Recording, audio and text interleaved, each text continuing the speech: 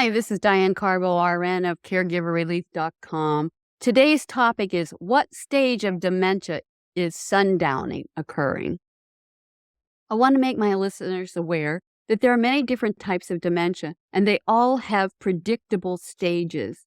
Not all individuals with dementia will develop sundowner syndrome. So, at what stage of dementia does sundowning start? The symptoms and stages of dementia progress in a predictable manner. But as I have said before, every case of dementia is different. Patients that have symptoms that worsen as the day goes on, especially as the sun goes down, is known as sundowner syndrome. Sundowner syndrome is not clearly understood.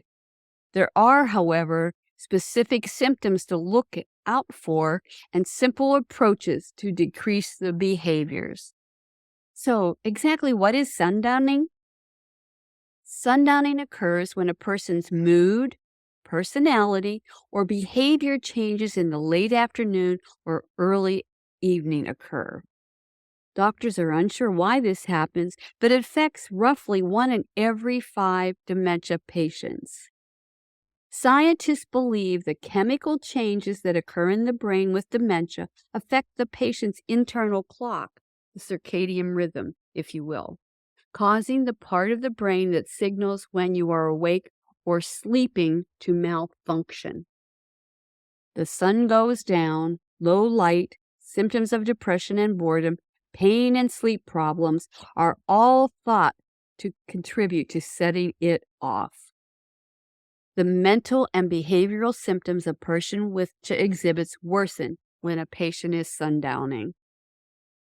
Those suffering with sundowner syndrome may follow their family caregiver around like a shadow and even mimic your movements. They may ask the same questions over and over again, forgetting your response, even forgetting that they asked the question. There are some that temporarily lose their ability to communicate. Some patients become extremely restless, agitated. They will pace for hours. Some may even try to leave the house and wander aimlessly. Let's discuss Downer syndrome. Common symptoms. Early symptoms can be very subtle, inconsistent, and difficult to detect. Many patients become demanding, restless, and agitated. They become irritable. Confusion and disorientation grows as the day goes on. They become suspicious of others, making false accusations. These symptoms become more pronounced and regular as the condition progresses. Sundowning symptoms typically peak in the late afternoon and can last well into the night. Here are some common symptoms of sundowning: anger, depression, anxiety, agitation to the extreme. People show fear. They have delusions, which are beliefs. They have outbursts of emotion. They become paranoid. They have hallucinations. They see things that aren't there. Maybe crying, pacing versus wandering, restlessness, rocking, and they have sleep problems. I can tell you, you'll know when somebody's sundowning. In fact, I have seen it in dogs. It's true. Doggy dementia is very real too, you guys. When you see somebody with dementia, and I've seen it often, you can just see as the day goes on, they become so restless, so anxious. Pacing is very real. And they just don't know where they're going, what they're doing, what they want, and they become irritable and cranky, to say the least. The onset of symptoms and individual behaviors will vary patient to patient, and the symptoms frequently interfere with sleep. Sleep deprivation can cause recurrent episodes of sundowning. That leads to the next question: what does cause sundowner syndrome? Studies reveal up to 20% of dementia patients experience worsening confusion, agitation, and anxiety in the afternoon or evening. As I said before, doctors do not fully understand sundowner syndrome or its underlying causes. there are some potential triggers that have been identified. Contributing factors can include sensory overload or sensory deprivation. It could be too much light, too little light, too much noise, the wrong kind of noise. They watch the news, it upsets them, it makes them angry. Unmet physical requirements. They might be hungry, they're tired, maybe they have pain. Mobility issues can contribute.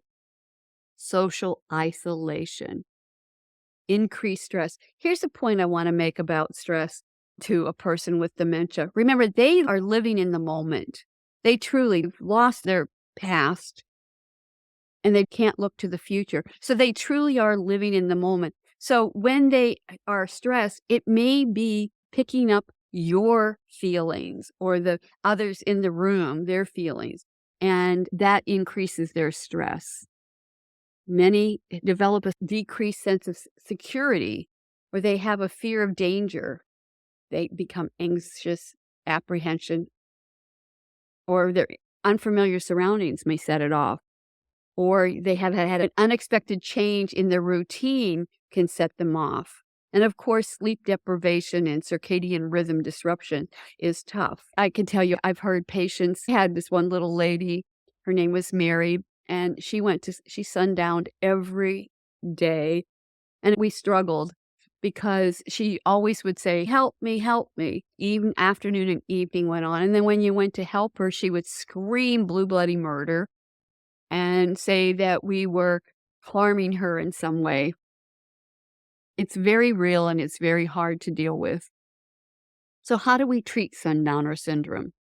The first step in treating and managing sundowning symptoms is to confirm that it's sundowner syndromes and not a condition known as delirium. Delirium is a medical disorder that causes mental confusion as well as changes in attention span, perception, mood, and a level of activity. People with dementia are predisposed to developing delirium. The best way to tell if your family member has delirium versus sundowner syndrome is to pay attention to the timing of their behaviors and when they occur. Delirium is a condition that develops quickly over days or weeks rather than months or years.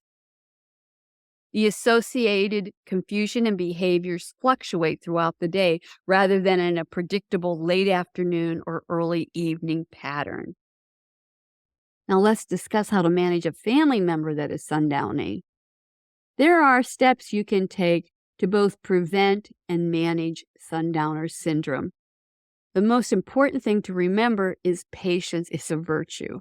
When you are caring for somebody with dementia, you're definitely going to be challenged. Dementia patients, as they decline, lose memories. They have lost the ability to remember the past or think about the future. They live in the here and now, as I said before, and they will pick up on your feelings. So it's really important that you be aware of your emotions. Feeling frustrated or angry will be picked up by your family member with dementia. And remember, they've lost their ability to reason. So put your frustrations aside. Take whatever steps necessary to reduce the triggers and behaviors of sundowning. Here are some simple tips for dealing with sundowning.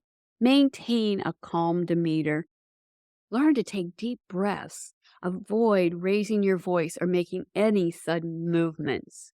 In order to identify any unmet needs, try to ask questions. Avoid asking them to explain things that do not make sense to you. Keep the curtains closed throughout the day. This is to prevent any changes in light from triggering an episode. Adequate lighting can decrease the anxiety that occurs as the sun goes down. In the afternoon and evening, provide a peaceful, calm environment with few distractions. I suggest you keep the TV off, definitely avoid the news, and instead consider putting on some calming music. If you have a family member that has a love of music and they have a type of music they enjoy, whether it be gospel music or jazz, put that on and see if they enjoy that. Keep your family member with dementia active and busy during the day. This is to increase the chances that they may be tired enough to sleep at night. Try to prevent them from taking long naps, especially in the afternoon. Develop a daily routine and stick to it. This will help your family members stay on track and reduce anxiety. In the afternoon and evening, engage in relaxing activities such as watching a movie, listening to music, playing cards, or folding laundry, whatever it is that they need to do to keep busy. It may be that they want to just clean. Let them clean something for hours if they want to. It's okay. It's important to keep them busy and happy. You may want to consult with your doctor about potential medications that could help with various symptoms. Sundowning medication may include anti-anxiety and hypnotics, and I will recommend that you consider medications as a last resort. The medication ordered by your doctor may have the opposite response you want. I've seen it so many times. It's called a paradoxical effect. Medications made to sedate and calm in some can cause increased anxiety and agitation in others. So if you do decide to introduce medication, start at the smallest possible dose, then increase until the desired response is accomplished. I do recommend also exploring non-pharmacological options such as light, music, massage, and aromatherapies. See what works for your family member. Some of the results will likely vary and may or may not alleviate symptoms.